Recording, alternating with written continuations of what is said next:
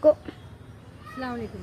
Carry over system एक ऐसा तालीमी निज़ाम होता है जिसमें अगर कोई तालिब इल्म किसी एक या दो मज़ामीन में फ़ेल हो जाए तो उसे पूरा साल दोबारा नहीं पढ़ना पड़ता, बल्कि वो सिर्फ वही फ़ेल शुदा मज़ामीन अगले साल या सेमेस्टर में दोबारा देकर पास कर सकता है।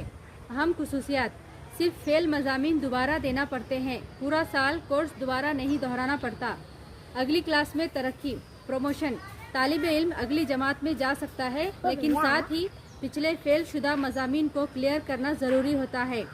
अक्सर कॉलेजों और यूनिवर्सिटियों में राइज ख़ास तौर पर बैचलर या मास्टर सतह की तालीम में ये निज़ाम इस्तेमाल होता है। ड्रॉप आउट से बचाव: तालिब इल्म तालीम को जारी रख सकता है वो किसी मजमून में नाकाम हो गया हो। फ़र्ज़ करें एक तालिब इल्म BSc सेकेंड ईयर में है और उसे 4 मज़ामीन हैं: बायोलॉजी, केमिस्ट्री, फ़िज़िक्स, इंग्लिश।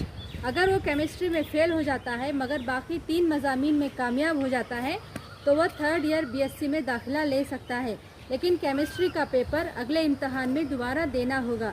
यही कैरी ओवर कहलाता है। कुछ यूनिवर्सिटियों में ऐसा भी होता है कि अगर एक तालिब इल्म तमाम मज़ामीन में फ़ेल हो जाए तो भी उसे अगली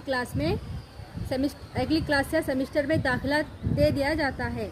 ये निज़ाम आमतौर पर दरजज़ील नामों से जाना जाता है: non detention policy, liberal promotion system. इस निज़ाम की खुसूसियात: कोई मजमून पास न होने के बावजूद अगली जमात में दाखिला मिलता है। पिछले तमाम फेल शुदा मज़ामीन अगले इम्तहानात में क्लियर करने होते हैं।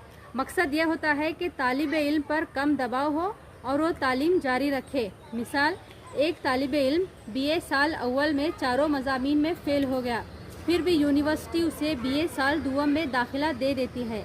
अब वो साल दुवम के मज़ामीन पढ़ते हुए साल अव्वल के तमाम मज़ामीन दोबारा देकर पास करेगा। शुक्रिया।